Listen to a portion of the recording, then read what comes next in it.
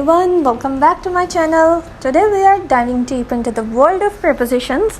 These are those tiny words that pack a big punch in our sentence. Whether you are a grammar guru or just starting, stick around to unravel the mysteries of preposition and elevate your language skills. Let's get started.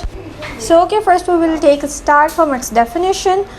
A preposition is typically precedes a noun or pronoun to show the noun's relationship to another word.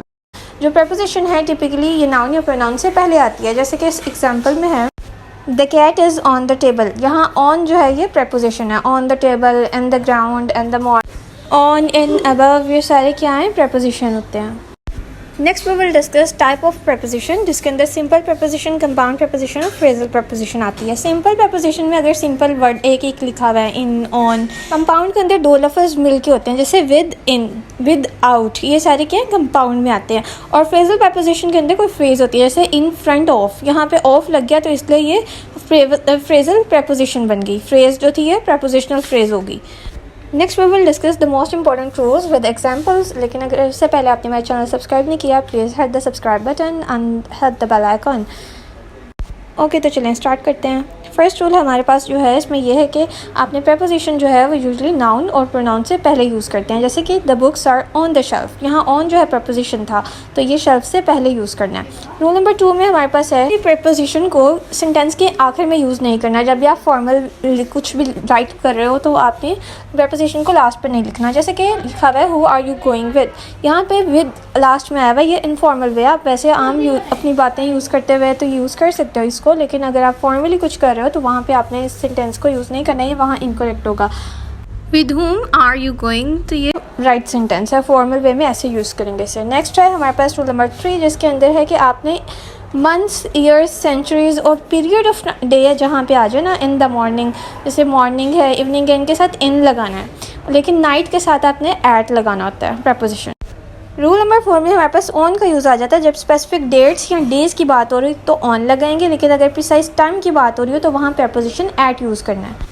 Next rule में है कि between हमने तब use करना है जब दो लोगों के दरमियान बात हो रही होगी, और अमंग हमने तब यूज़ करना है जब दो से ज़्यादा की बात हो. जैसे कि divide the pizza between Arsal and Ali, यहाँ बिटवीन यूज़ करेंगे, लेकिन distribute the candles among the children, children ज़्यादा हैं तो इसलिए अमंग यूज़ करेंगे. The next rule is very important, that's the rule of since and for. Since तब आपने यूज़ करना है जब आपको स्टार्टिंग पॉइंट बता दिया गया हो, जबकि फोर आपने तब यूज़ करना है जब आपको ड्यूरेशन बताई हो.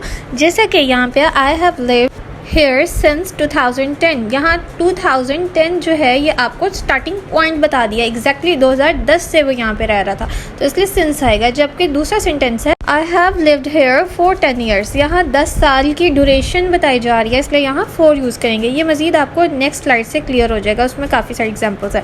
जैसे कि I have been studying for 3 hours, यहाँ 3 hours की ड्यूरेशन है इसलिए 4 यूज़ किया. लेकिन दूसरा सेंटेंस है I have been studying since 2 PM, 2 PM exact point बता दिया है, तो जहाँ एग्जैक्ट पॉइंट आपको बता दिया वहाँ सेंस आना है, लेकिन जहाँ ड्यूरेशन बात की गई हो तो वहाँ 4 आना है. जैसे 4 10 years, 4 2 decades, 4 6 months, 4 30 minutes. जबकि है दूसरी साइड पे since 2013, since their college days, तो यहाँ since जो है आपको पॉइंट बताता है. आई होप ये अब आपके since और for की जो कन्फ्यूजन है यहाँ से दूर हो गई होगी. नेक्स्ट है कॉमन मिस्टेक्स कौन सी होती हैं. अडेप्ट एट जो है करेक्ट होता है, अडेप्ट इन नहीं होता. एंग्री ऑन मी नहीं होता, एंग्री विद मी होता है. नेक्स्ट है प्रपोजिशन ऑफ प्लेस. अगर कोई चीज़ किसी स्पेस के अंदर इनक्लोज हो, बंद हो, तो वहाँ पे हमने इन लगाना है, जैसे in the jar, in the water, in the tub. और अगर कोई चीज़ किसी सरफेस के ऊपर हो तो वहाँ पे ऑन यूज़ करना है, on the fridge, on the shelf. और कोई अगर चीज़ किसी चीज़ के अंदर नीचे हो तो वहाँ पे हमने अंडर यूज़ करना है, under the bed, under the sofa. और जो है बाय, बाय हम तब यूज़ करते हैं, इसका सेंस होता है नियर, कोई चीज़ करीब हो. जैसा कि इस सेंटेंस में the school is by the park, by मतलब यहाँ पे नियर की सेंस में यूज़ होता है. नेक्स्ट है प्रपोजिशन ऑफ मूवमेंट, जिसके अंदर हम किसी भी डायरेक्शन को इंडिकेट करें वहाँ टू लगाते हैं. जैसे she is going to the store, वो स्टोर की तरफ जा रही है. दूसरा है अक्रॉस, अक्रॉस इंडिकेट करता है कि एक साइड से दूसरी तरफ जाना. जैसे कि he walked across the bridge, वो ब्रिज से वो जो है उसने वॉक की, वो एक साइड से होकर दूसरी तरफ गया. जबकि थ्रू जो है वो इंडिकेट करता है moving in and coming out the other side. ठीक है, एक जगह से अंदर जाना और दूसरी साइड से निकलना, जैसे कि the tunnel goes through the mountains.